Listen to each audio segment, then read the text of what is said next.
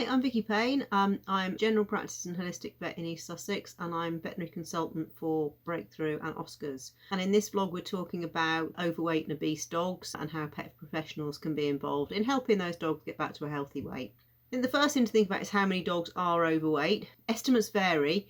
We've got Vet Compass data, which is based on searches of veterinary records and terms that have been written by vets in records, and they suggest that as many as 7% of dogs are overweight or obese from vets' notes. However, other surveys of vets have suggested that maybe as many as 40% of dogs are overweight. I think this is really interesting in terms of perhaps vets are seeing dogs that are overweight but not recording it in the notes or not talking to owners about it, which is quite an interesting thing that we'll talk about a little bit later on. Other stuff that's been found from research focuses on breeds that are more likely to be overweight. So breeds that have come up with a higher risk of overweight would include some that you expect, like Labradors, who do enjoy their food, Pugs, Golden Retrievers, Beagles, and Cocker and Springer Spaniels, surprisingly for me, can be prone to becoming overweight as well.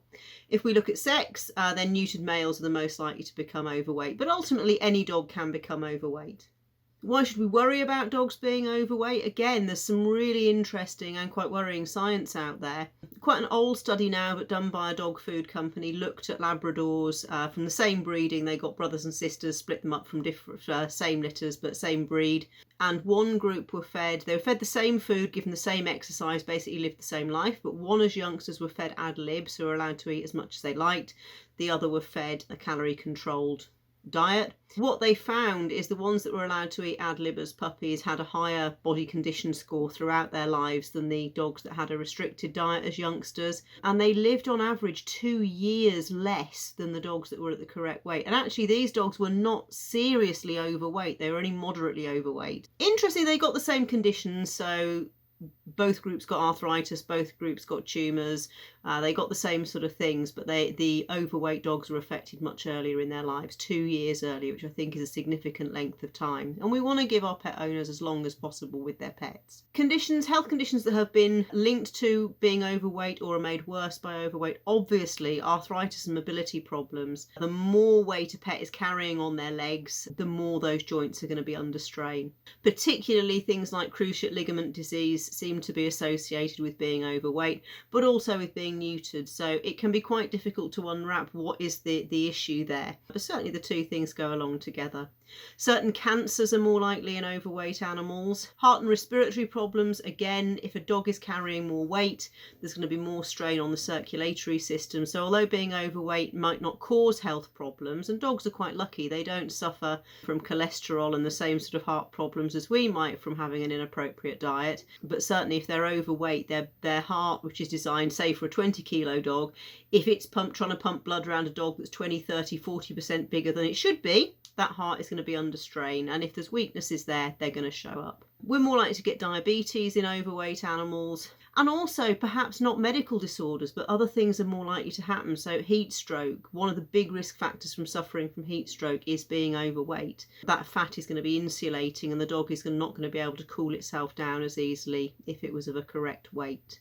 Also in this first section, I'm going to mention causes of obesity. It's, in some respects, being overweight is really simple.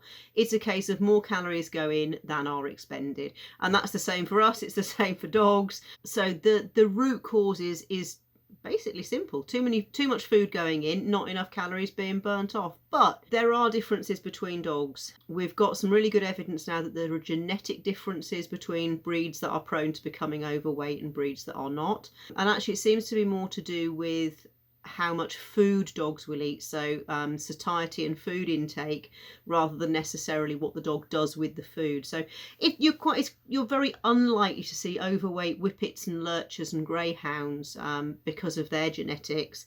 You're much more likely to see overweight Labradors. They basically don't know when to stop. They don't have as clear an off switch saying you've eaten enough food, stop eating now, which makes them great training prospects because they love food, but it does mean that they're much more likely to become overweight as well. We know that neutering has an effect on the likelihood of a dog becoming overweight. It's not a reason not to neuter. I think it's just something that we need to bear in mind.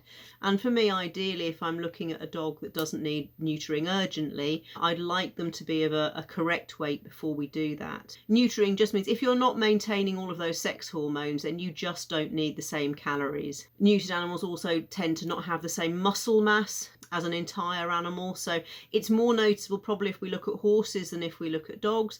But stallions are always a very impressive animal, big muscular neck, lots of muscles on them, prancing around, you know, doing all the dressage. A gelding, so a castrated horse, never looks as impressive. Even if it's competing at a top level, it's not going to have the same level of muscle as an entire horse. And if we think about a little bit of metabolism here, muscle is what's going to burn calories. So a highly muscular animal is actually going to use more calories and burn more calories than an animal with less muscle. So that may be another reason that we struggle a little bit with our neutered animals in terms of keeping weight off them. Other perhaps more behavioural and training causes, obviously reduced exercise. We've had COVID really restricted what people could do. So there was a period of time when we were not allowed to go out, maybe an hour's walk a day I think we were allowed. It restricted dogs' opportunities to go to training. Perhaps dogs that would have done agility weren't doing that. It can be shorter term things. It can be a period of illness for an owner if they're not able to exercise their dog for maybe 6 to 8 weeks. It could be weather. It could be that the weather is exceptionally hot. If it's 30 odd degrees out there, you're probably just taking your dogs for 2 short walks a day rather than great long romps. Or it could be really cold and slippery. If you have an icy spell, owners might be avoiding walking their dogs because they're worried about slipping on the ice. So all of these can mean that dogs are getting less exercise than they were before. Equally, it can just be age. I think people work out how much their dog needs to be fed as a young dog, and then that's what the dog eats the rest of its life. Dog owners, in my experience, are not really good at tailoring what they feed to the work that the dog is doing or the exercise that the dog is doing. So obviously a 2-year-old dog might go for the same walk, you might go down to the woods, be out for an hour, come back, but a 2-year-old dog generally is going to run around more, explore more, play with other dogs more, expend a lot more energy than say your 10-year-old dog, who is now trotting along by the owner's side, maybe fetching a ball a couple of times. So it's really important that owners throughout the dog's life are thinking about how much work is my dog doing, how much exercise are they doing, do I need to tailor their food intake. Going alongside reductions in exercise often comes feeding extra food. It's something that we see a lot, or that I see a lot. If owners are not able to take their dog, say, for the afternoon walk, they might give some extra treats. Often as humans we feel guilty that we're not able to take the dog for a long walk or get out to agility training or something like that, and so extra treats slip in there.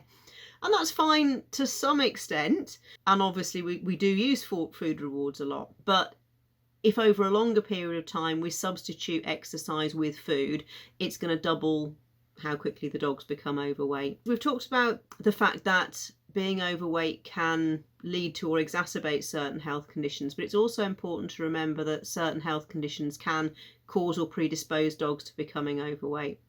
So just as we've talked about mobility problems being made worse by pets being overweight, then an overweight pet, or a pet, can become overweight through mobility issues. So again, apart from just becoming older and wiser and not running about like a dingbat quite so much, if a dog's painful, they're not going to run around quite so much, and that can lead to them becoming overweight. And we can get into a really negative cycle where you've got a dog that can't exercise properly because it's overweight, but we also can't do more exercise to get them to lose weight because they've got a painful condition, which is made worse by being overweight. So we often face challenges in dealing with these dogs, and this is often where trainers and behaviourists and other pet professionals can really make an impact on weight, working alongside vets and vet nurses. There are some very specific health conditions that can cause a pet to become overweight. So I'm always thinking about, especially in breeds like golden retrievers and labradors, the larger dogs, have we got an underactive thyroid? The thyroid controls the metabolism. If the thyroid is underactive, then no amount of extra exercise is going to get that weight off. We need to address the thyroid levels, get the thyroid levels back up to normal, and then we'll have a dog that wants to exercise, has the energy to exercise, and can actually lose that weight.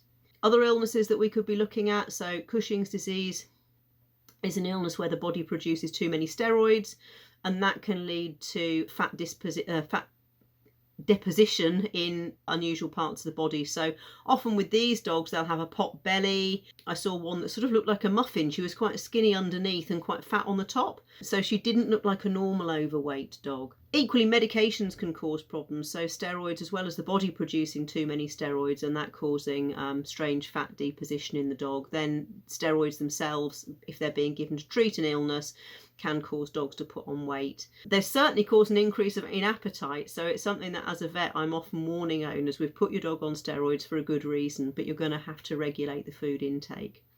So I think as pet professionals, if we see pets that are overweight, or the reason that we should care as pet professionals that are not vets and behaviourists as to whether a dog is overweight or not, is because it might reflect on health problems. So we might have a pet owner coming to us for a behaviour problem or a training problem, even for grooming, and you might see that the pet is overweight. You might be the first person to talk to the owner about their pet being overweight, and it might be easier for you perhaps than a vet who's dealing with other things. But also we've got to think, how is that pet being overweight going to impact on what we want to do? So with grooming, it might be that we've got skin fold issues. It might be difficult to trim a dog in a certain way. With behaviour and training, can the dog actually do the things that we need the dog to do in the behaviour and training if they're overweight? Can we get them to do more exercise? Is it safe for them to do more exercise if they are grossly overweight? So I think it is important for pet professionals that aren't vets to bring up the subject of weight and think, well, could we have a medical reason? Do I need to refer back to the vet because there's a medical condition that needs investigating and treating? Or do I need the vet to say, actually, it's okay for this dog to do some more exercise, to do some more training?